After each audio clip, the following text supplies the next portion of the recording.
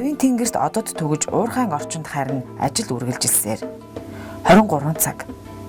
Энэ үед ихэнх хүмүүс амарч харин шөнийн ээлжнийхэн ажиллана. Орой 18 цагаас эхэлсэн тэдний ажил өөрийн 6 цагт өндөрлөж дараагийн ээлжнийхэн ажлын талбарт ирнэ. Энэ бол идэвхтэй, ирээдүйтэй сайхан амьдралын нэгэн хэмнэл яах аргагүй мөн гэж бодогдно.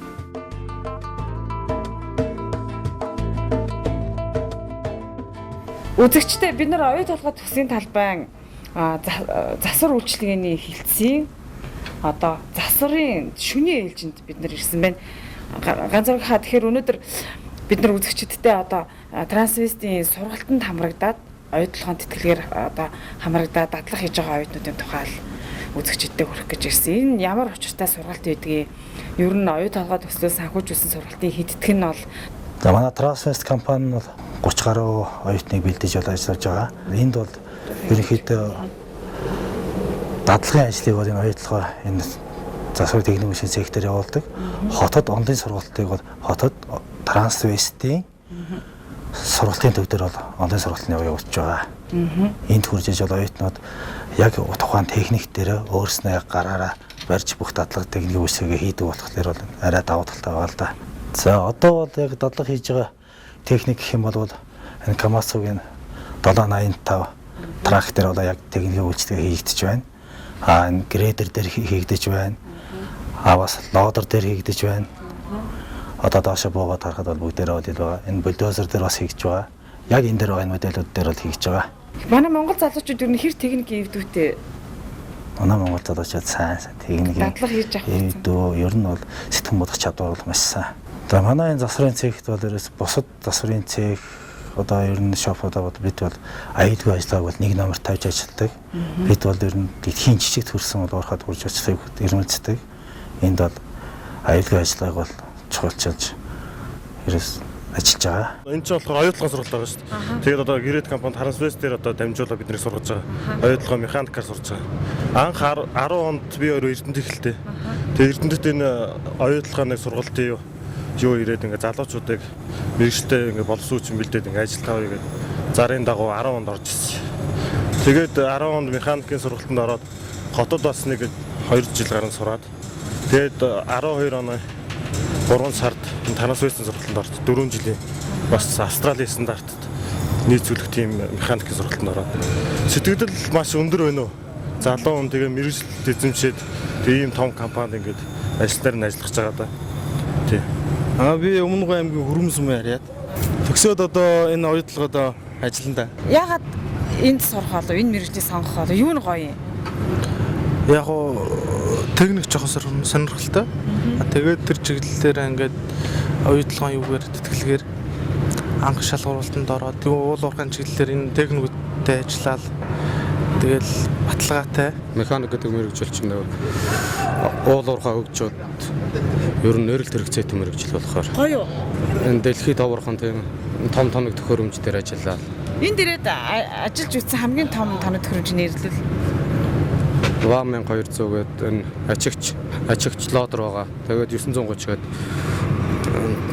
том Камацугийн тийм дамп трак байгаа. Практик дээр дадлага хийх нь болохоор өөрт үр бүтээлтэй ер нь үдсэн нүдээр харж хийх нь бол хамаагүй илүү их сурч байгаа. Би бас 2010 оноос хойш оюун толгойд ингээд оюутан болоод сурч байгаа. Өмнө нь юу ийжсэн?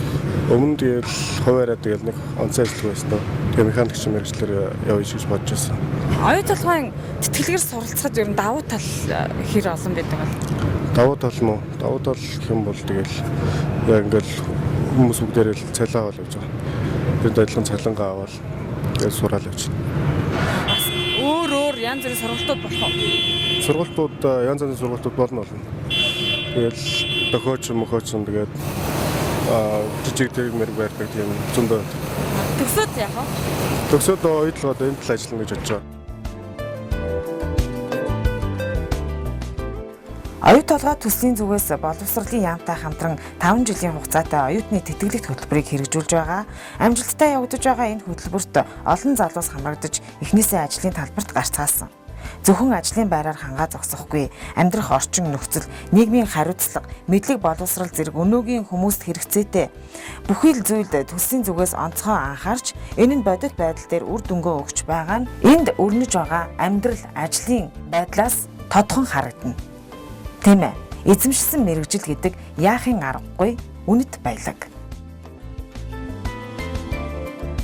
Сая яг аль машин дээр ажиллаж байгаад хүрээдрээ. Доозер 008 гэдэг Камацгийн 475 дээр ажиллаж байлаа. Юуг нь хийжсэн бэ? Доор нэг люкний болт тайлж авчихсан. Ийм том машины болт тайлах ер нь хэцүү юу? Амархан. Дадлага ер нь хэр үр дүнтэй? Биднес одоо ажил дээр их дадлага гэдэг үүднээс энэ дээр ирснээрээ бас яг олон улсуудтай ингээд тоног төхөөрөмжлөлөөр хамт ажиллаж байгаа болохоор их юм сурч авч байгаа. Энэ сургалтанд ер нь яагаас сурах гэж бодвоо? Оюу толгой нь одоо тэтгэлэгт сургалт эзтэй тий? Би ер нь л оюу толгойд ажиллах их сонирхолтой байсан л да. Юунд нь болоод? Яг би өөрөө уулах мөржлөө үнэлтэй. Ямар мөржлөө? Уулын инженер ухааны мөржлөө. Тэгээ одоо бүр ингээд шал өөр. Тэгээ бүр гүндгэр үрж үзээ тэгээ. Тэгэхээр төгсөөд оюу толгойд ажиллана гэсэн. За тэгэхгүй амжилт хүсье. За баярлалаа.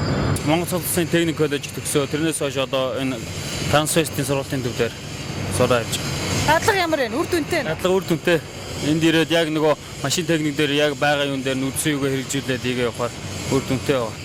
Уулуурхаа хэрэгжилж байгаа сүүлийн тоног төхөөрөмжийн дээр ажиллаж байгаа. Одоо бид нар машин дээр ажиллах гэсэн сүүлийн тоног төхөөрөмжийн багаж хэрэгсэл бүх юм хэрэгжилж байгаа. Бид нар одоо 10 оноос хойш сурж байгаа. Вагнер Азийг төгсөө тэгэл Одоо оюу толгойд тэгээ 16 он төгсөнтэй. төгсөөд хаана ажиллах вэ? Төгсөөд эндээ ажиллана. Тэгээд дуртай орон руугаа тэгээд олон улсын сертификаттай сурталчилж байгаа. Тийм үү? Эндээс төгсөнгүүтээ ямар ч одоо дэлхийн аль ч өнцөг боломжтойгоо уурхаад ажиллаж болох юм байна тий? Заасан газрууд байд юм л. Ер нь танаа чи хэдэн хүүхэдтэй хэдүүлээ ингэж дадлагт гарч ийн? Нийт 32 оюут баг. 3 ээлж хуваагдал.